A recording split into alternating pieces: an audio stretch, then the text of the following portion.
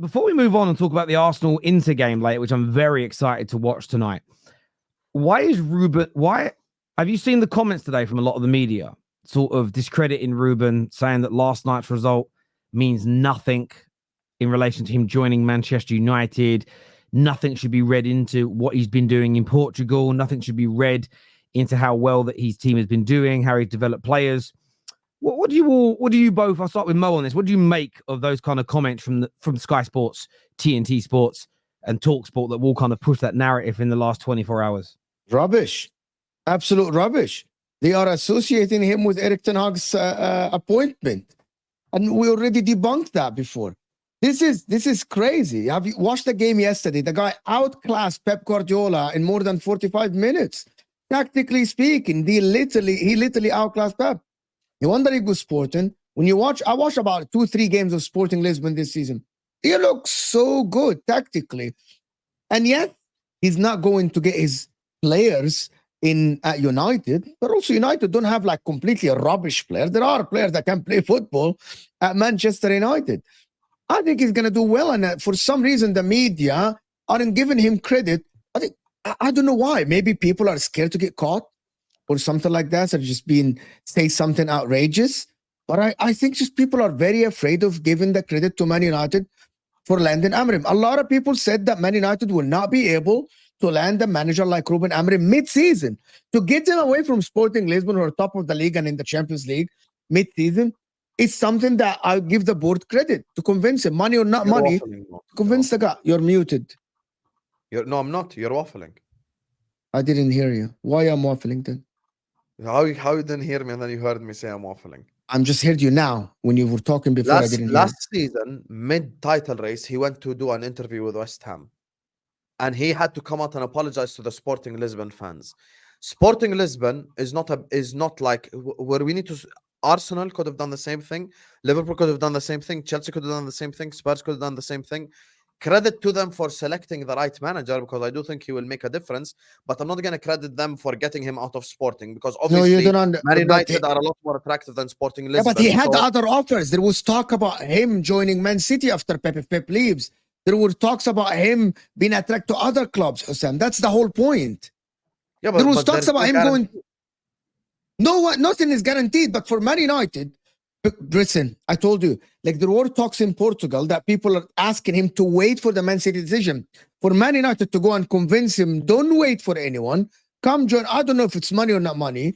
Don't wait for Man City. Come join our club now. Rebuild and all this talk. It's credit to them. Okay, are we crediting Man United for getting Amorim? Yes. Okay, I agree with you because he's the correct manager. But yesterday's win does not mean anything for Man United in general. It does. You get what I'm saying? Because we have seen clubs... Let me ask you a question. Let me just stop you on that. Let me ask you a question. So if Liverpool sign... I've got to think of a really good player. Zubimendi tomorrow. Does that mean his performances for Real Sociedad mean nothing for Liverpool? Players is different, Terry. Why? Tell you why players are different. If Zubimendi has an unbelievable game against Manchester City, then he can have that impact on the football pitch. When it comes to Amorim, it's a more complex situation with managers, because you need the whole club to be pulling in the same direction. You get what I'm saying? So it's like a rebuild and a fix and correct decision making. I'm saying you are correct for getting Amorim, because he's a fantastic manager and I think he will be a difference maker for Man United. But yesterday's win in a prism does not mean that you have got the right manager. The reason why you got the right manager is because he wins league titles with his best players sold. He has rebuilt his team and won a league title. He's currently top of the Portuguese league. Sporting Lisbon did not win a league title for 20 years before him. Those are the actual reasons. But yesterday is a showcase of him beating Manchester City on a Champions League day is not a reason why he's a good manager. But it's a showcase for his tactical ability and how he's playing. I totally agree, Mo. I agree with your point, Hassan, that I don't think he's just going to walk in, and we played them on the 15th of December. I don't think that he's going to walk in and we're going to do that to them. I don't think we're going to beat them 4-1. I don't think that we're going to dominate them for a half, maybe. I'd love to, but I don't know if we will. However, and I agree that it's going to take time to get to that level. But the fact that we've seen him outclass Pep, the fact that we have seen him win league titles, dominate his league, win doubles, win his club's first titles in 20 years. Other facts about him I didn't know until I started researching is that he's been appointed by 2 different clubs when he didn't even have the right licensing. This is how good he was, that the clubs risks fines by appointing him as the assistant manager, hiring a manager or a head coach as a proxy, but he was still running the team as the assistant. So I think it is a good thing for Man United because we know that we've got somebody that has the potential to be excellent.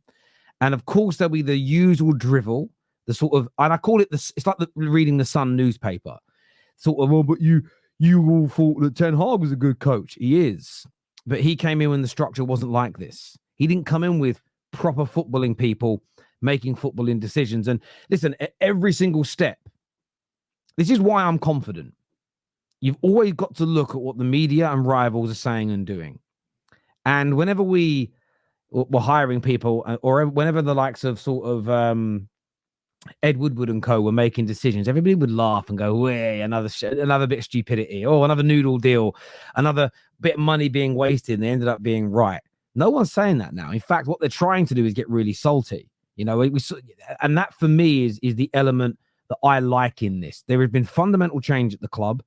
A new structure is in place. A head coach is now there. Is there going to run it? It's going to take time, and I'm very, very aware of that. But it's an absolutely ridiculous statement to say that what Ruben Amorim has achieved, right down to the brilliance of his team last night, and they didn't win by fluke. They won because of the system that is implemented. To say that there is no sort of positive in that for Man United, zero. I'm not saying 100% positive. I'm not saying it's going to happen on day one. To say zero positivity for Man United out of that, I just think it's an absolute stretch, if I'm being honest. To say it's not at all. I said there is zero. Nothing as a Man United fan you can take from yesterday. The reason why you hired Amorim is a lot bigger than yesterday. Nonsense.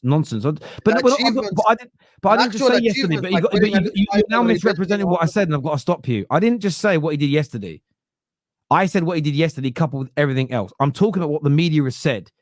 I've sat there and listened to their interviews, their debates, their podcasts, and it's essentially yesterday means nothing. In fact, what he's done means nothing. He's going into a new world, in a new league, and in a new team. But again, when Liverpool hired Jurgen Klopp, I didn't hear these same media outlets go, "It's done brilliantly at Dortmund," you know. But it means nothing at Liverpool because he hasn't done it in the Prem. No one said that. Everybody went, "Okay, that's a good manager. That's a good manager." Why is it when Man United hire a manager, we're the only club in the Premier League where that manager's history gets wiped out and means nothing to us? No one is saying that. No one is saying that. That's what you just said. It's what you just said. I'm wiping out yesterday's 90 minutes, not the history. When I ask you a very simple question, do you then why only limit the competition to last night when that isn't how it was framed in the beginning? Okay, I'll answer the question. Do you rate Jurgen Klopp highly? Yes, always did. Gasperini beat him 3-0 last season and he won the Europa League. Would you take him at your club? I think Gasperini is a very good manager, yeah. I wouldn't take Gasperini at my club because he failed at bigger clubs. So there are always other. The reason why Man United should get Amorim, and it's the correct decision, is because the guy went to a club that did not win a league title for 20 years, won a league title, then let his best players be sold, and then won the league title again after rebuilding, and is currently top of the Portuguese league. But this is the point, Hassan. But you're landing your opinion. I've said you're right. We agree. So you agree with me? Yesterday's game does not mean anything. But you're doing the same thing they're doing. We're not talking about the game in isolation. We're talking about the game coupled with everything else is a positive for Man United. If he was our new manager, and by the way, Gasperini, Atalanta are doing really, really well in the league again at the moment. I think he's a very talented manager. The point is, if Sporting had been bang average for the last 5 years, up and down, not really winning anything, and they pulled off that performance, and then we went and hired him off the back of it, I'd agree.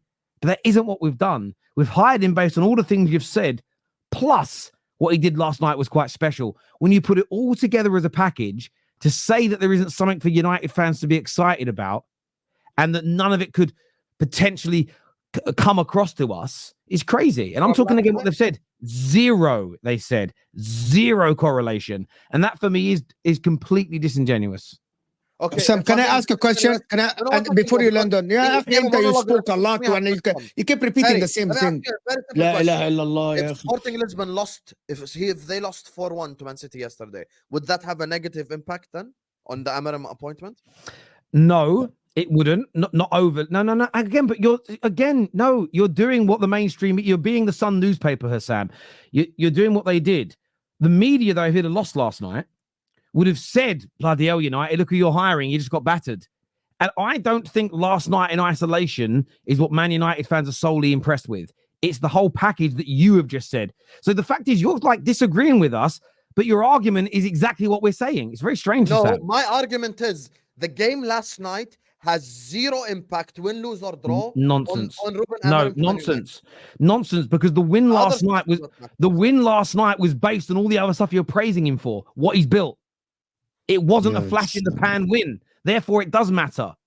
Unless you're saying it's a flash in the pan win, then I agree with you. But you're not. You're saying what he's built is amazing. More than likely, it is a flash in the pan win. You know why? Because these Manchester City have not lost a Champions League game for a really long time, and but they haven't faced Sporting Lisbon before. And we have seen repeatedly in the Champions League. Not this Sporting Lisbon. We have seen repeatedly in the Champions League the contenders for the Champions League losing to lower, like down clubs, like Madrid losing to Sheriff Tiraspol. Like when we won the Champions League, we lost to Red Star Belgrade, bro. Like sometimes you do get these results. I'm saying Amorim is a fantastic hire. You did the right thing. You brought in the correct manager, and he can rebuild Man United. But to say that the result yesterday has any impact on any of this, your argument is it has a small impact. My argument is it has no impact. Even if he lost 4-0 yesterday, it's still a good hire. No one said, by the way, you're absolutely twisting the words. No one said the impact. The decision was already made. The result yesterday is a showcase of how brilliant he is tactically against one of the best managers in the world and one of the best teams in the world that haven't lost in a while in the Champions League. I think that's what you're missing. Man United hired the coach. That coach went against Pep, smashed him 4-1 against Man City and Pep. And it's very simple. He deserves praise for that game. 100% because that is the whole point, Osam. Yeah, it doesn't impact. It doesn't have an impact on Man United. What's the bro, that this. It's not the direct result. Terry, just please. Sorry, Mo. Go on, Mo. Just one word, Osam. No one has ever said impact. No one said they were gonna share the decision if he lost 6-1. No one said they're gonna give him more money because he won 4-1. All our people are asking is that does this game affect how Man United look at the manager? Fans? Yes, it does. Because now they saw their manager go against the best manager in the league and school him on the pitch. So they have all the right to be happy. That's all we would say. I understand where Terry's coming from, because Terry's point is the mainstream media, if Sporting lost 4-1 yesterday, would have said future Man United manager gets slapped 4-1 by Pep. I get that point. I'm saying us, as people looking at this hire and this appointment, whatever had happened last night, it does not matter. Fans of Man United should not be excited or unexcited or like brought down or depressed, regardless of the result yesterday. Amorim is a fantastic manager for all the bigger reasons than yesterday. Do you know where I slightly disagree with that? Slightly. And again, I'm talking about here, I'm not making any, like I've said, I don't think last night results is an indication that United are going to do this straight away. Equally, I think that it does hold some value at Man United. Ten Hag had quite a big habit, and maybe we ignore this as fans, of sort of collapsing in some games, emptying his midfield, struggled in some finals. There was a number of games, obviously the famous one against Spurs.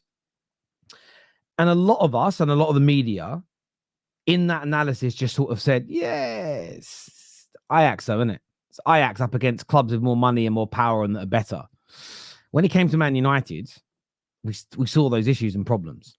So I think that unless Ruben is going to completely change his approach at Man United, I don't think he necessarily will. I think there'll be adaptations, but I don't think it's going to be a complete U-turn from his philosophy.